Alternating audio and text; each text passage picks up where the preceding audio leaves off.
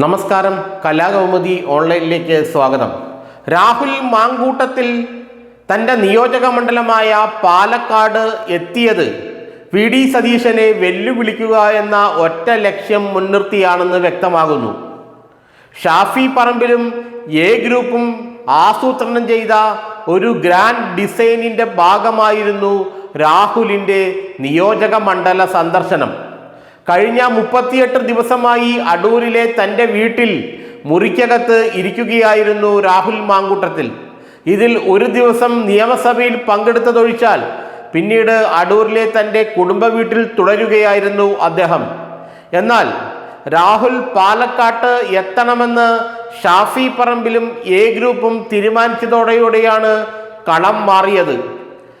VD. സതീശനെ പരസ്യമായി വെല്ലുവിളിച്ചുകൊണ്ട് തൻ്റെ രണ്ടാം രാഷ്ട്രീയ ജീവിതം ആരംഭിക്കുക എന്ന ലക്ഷ്യമായിരുന്നത്രേ രാഹുൽ മാങ്കൂട്ടത്തിന് ഉണ്ടായിരുന്നത്. ഷാഫി പറമ്പിലും എ ഗ്രൂപ്പിൻ്റെ ഉന്നത നേതാക്കളും അറിഞ്ഞുകൊണ്ടുള്ള ഒരു നീക്കമായിരുന്നു അത്. കേവലം യാദൃച്ഛികമായല്ല രാഹുൽ മാങ്കൂട്ടത്തിൽ പാലക്കാട് എത്തിയത്. 2 ദിവസം മുന്നേ തന്നെ ഷാഫി പറമ്പിൽ ഇതിനു വേണ്ടിയുള്ള കൃത്യമായ പരിപാടികളെല്ലാം ആസൂത്രണം ചെയ്തിരുന്നു. രാഹുലിനെ അടൂരിൻ്റെ വീട്ടിൽ നിന്നും കൊണ്ടുപോയത് KSUവിൻ്റെ പാലക്കാട് ജില്ലാ പ്രസിഡന്റ് കൂടിയാണ്. അങ്ങനെ യൂത്ത് കോൺഗ്രസിലെ എ വിഭാഗത്തെ മുഴുവൻ പാലക്കാട്ട് അണിനിരത്തിക്കൊണ്ടാണ് ഷാഫി പറമ്പിലും സംഘവും രാഹുൽ മാങ്കൂട്ടത്തിലിനെ സ്വാഗതം ചെയ്തത്. അത് വി.ഡി. സതീശനുള്ള തുറന്ന വെല്ലുവിളി തന്നെയാണെന്ന് കോൺഗ്രസ് നേതൃത്വം കരുതുന്നു. രാഹുൽ മാങ്കൂട്ടത്തിൽ MLA സ്ഥാനം രാജിവെക്കണമെന്നാണ് യഥാർത്ഥത്തിൽ വി.ഡി. സതീശൻ ആവശ്യപ്പെട്ടത്. എന്നാൽ അതിന് രാഹുൽ തയ്യാറായില്ല. അതിനുശേഷം രാഹുലിനെതിരെ കടുത്ത നിലപാടുമായി മുന്നോട്ട് പോവുകയായിരുന്നു വി.ഡി. സതീശൻ.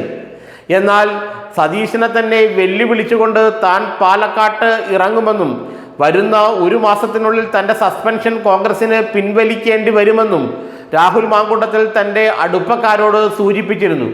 രാഹുലിൻ്റെ സസ്പെൻഷൻ ഏതായാലും കോൺഗ്രസിന് പിൻവലിക്കേണ്ടി വരുമെന്നുള്ള കാര്യത്തിൽ തർക്കമില്ല. കാരണം ഇതുവരെ ഒരു അന്വേഷണവും പാർട്ടി ഇടപെട്ട് രാഹുൽ മാങ്കൂട്ടത്തിനെതിരെ നടത്തിയിട്ടില്ല. അതുകൊണ്ട് തന്നെ കോൺഗ്രസ് ഭരണഘടനാ പ്രകാരം രാഹുലിൻ്റെ സസ്പെൻഷൻ ഏതാനും ദിവസങ്ങൾക്കകം തന്നെ റദ്ദായി പോകും.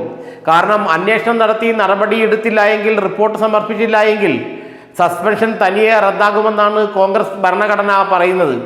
അതുകൊണ്ട് രാഹുലിൻ്റെ സസ്പെൻഷൻ ഇനി അധികം നീടില്ല എന്ന് എ ഗ്രൂപ്പിനും ഷാഫിക്കും മറ്റ് നേതാക്കൾക്കും അറിയാം.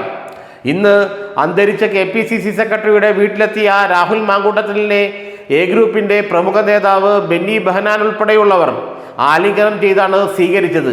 എന്നുവച്ചാൽ വി.ഡി. സതീശിനെതിരെ രാഹുൽ മാങ്കൂട്ടവും ഷാഫി പറമ്പിലും യുദ്ധപ്രഖ്യാപനം നടത്തുമ്പോൾ എ ഗ്രൂപ്പ്, പഴയ ഉമ്മൻചാണ്ടി ഗ്രൂപ്പ്, ഷാഫിക്കും രാഹുലിനും ഒപ്പമുണ്ടെന്നുള്ള പ്രഖ്യാപനം കൂടിയായിരുന്നു അത്. വി.ഡി. സതീശിനെ ഇനിയും തുറന്ന് വെല്ലുവിളിച്ചുകൊണ്ട് മുന്നോട്ട് പോകാനാണ് ഷാഫിയുടെയും മാങ്കൂട്ടത്തിൻ്റെയും ലക്ഷ്യമെന്ന് കോൺഗ്രസ് നേതാക്കൾ പറയുന്നു. അത് കോൺഗ്രസിൽ വരുന്ന തെരഞ്ഞെടുപ്പിന് മുമ്പ് ചില പൊട്ടലും ചീറ്റലും ഉണ്ടാക്കുമെന്നും അവസാനം വി.ഡി. സതീശൻ ഒരു മൂലക്കിരിക്കേണ്ട അവസ്ഥയിലേക്ക് വരുമെന്നുമാണ് ഷാഫി പറമ്പിലിൻ്റെയും രാഹുൽ മാങ്കൂട്ടത്തിൻ്റെയും അനുയായികൾ പറയുന്നത്.